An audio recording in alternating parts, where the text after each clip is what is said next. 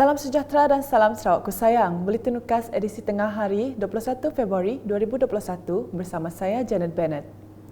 Berita utama. Rakyat di Sarawak kini boleh membuat pendaftaran bagi mendapatkan vaksin COVID-19 menerusi aplikasi MySejahtera.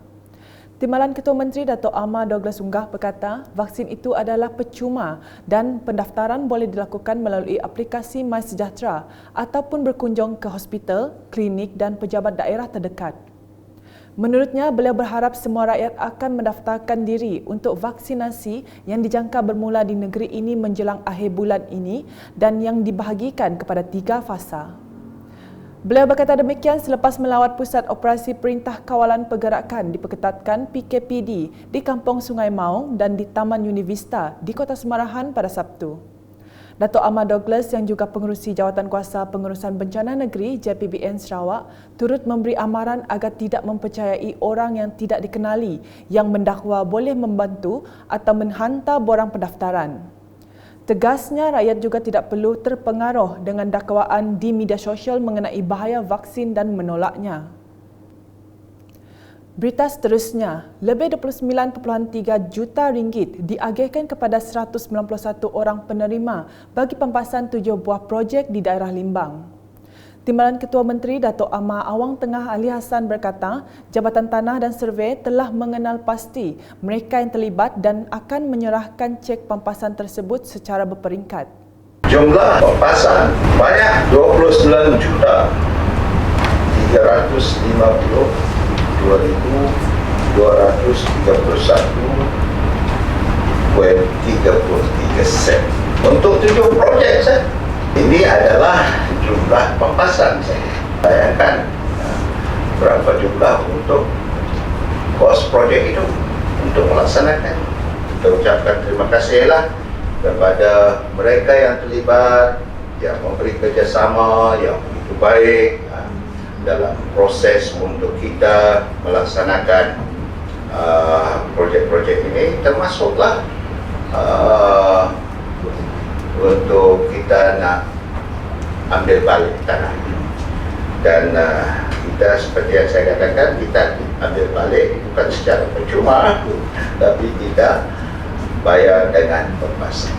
Semasa berucap dalam penyerahan cek pampasan bagi projek-projek NRDA di daerah Limbang pada Sabtu, Dato' Amar Awang Tengah yang juga Menteri Pembangunan Bandar dan Sumber Asli II dan Menteri Perdagangan Antarabangsa dan Industri Terminal Perindustrian dan Pembangunan Usahawan Sarawak menambah ini menunjukkan bahawa Kerajaan Gabungan Parti Sarawak GPS banyak menyalurkan dana untuk melaksanakan projek-projek pembangunan infrastruktur untuk kemudahan masyarakat di daerah Limbang. 7 projek pembangunan yang dilaksanakan di daerah Limbang iaitu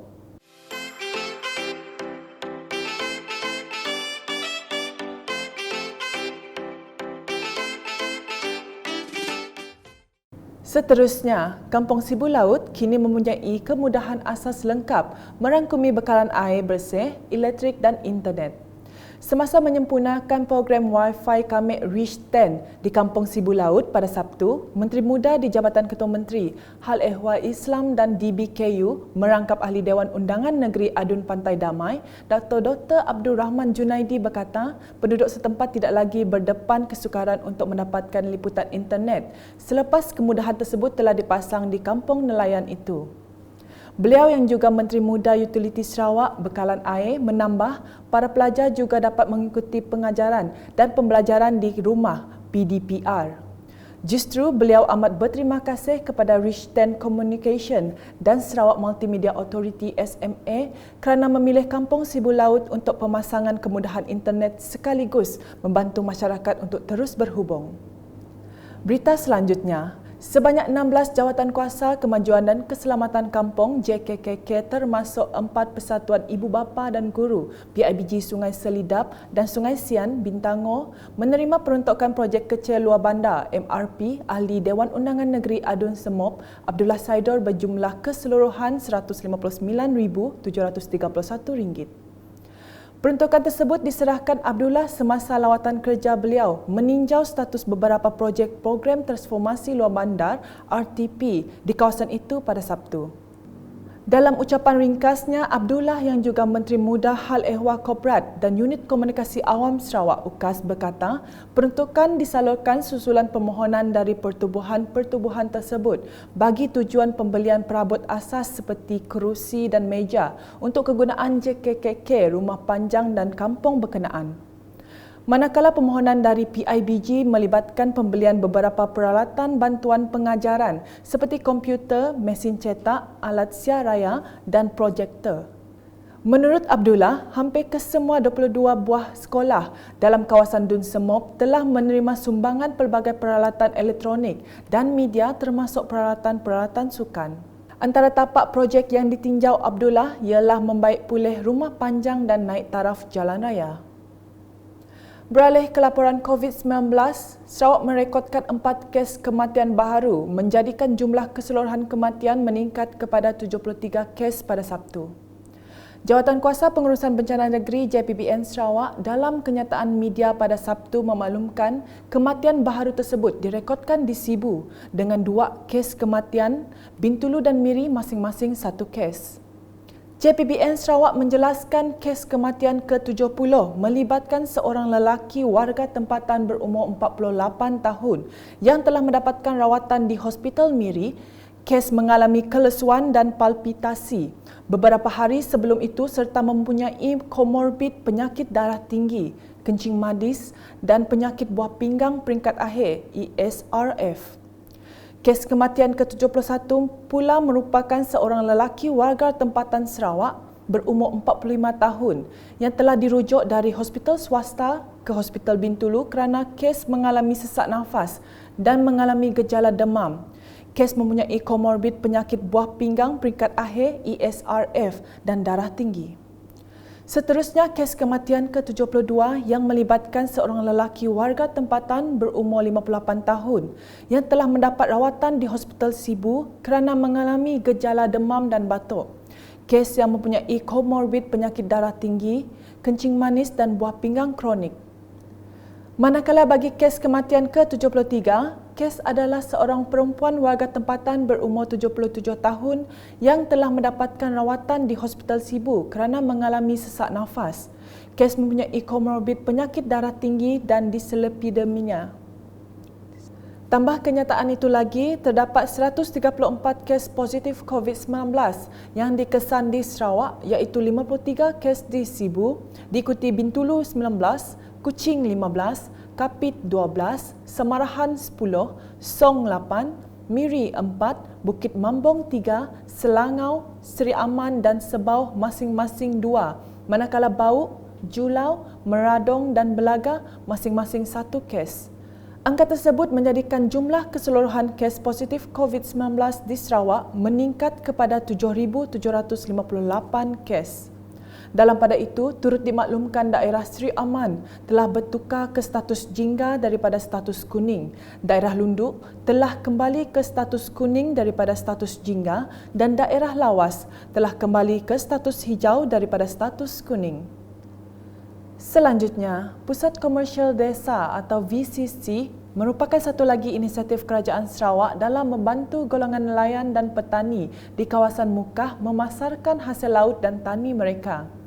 Menurut Ahli Dewan Undangan Negeri Adun Telian Yusuf Nos Balo, pihaknya merancang untuk mewujudkan 4 VCC di kawasan Telian Tengah, Kuala Petanak, Judan dan Kampung Kuala Lama.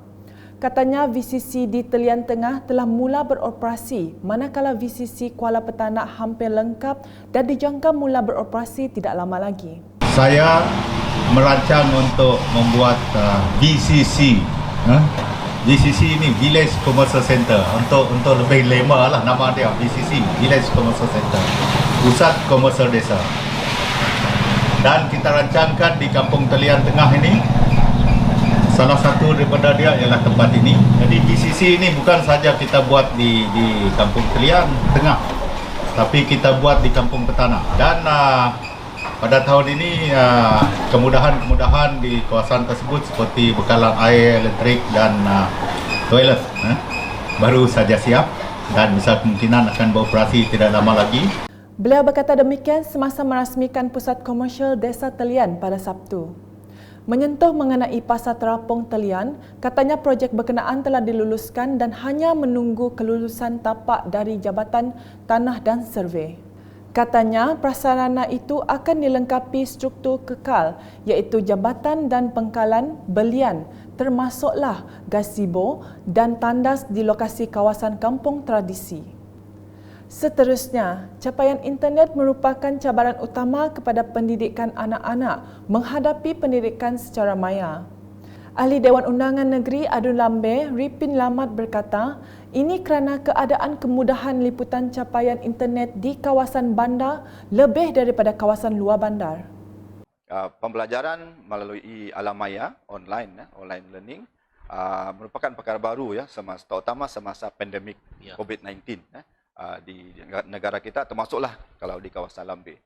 Jadi saya lihat sudah pasti para pelajar akan merasa sedikit kesukaran di peringkat awal untuk menyesuaikan diri dengan kaedah pembelajaran ini.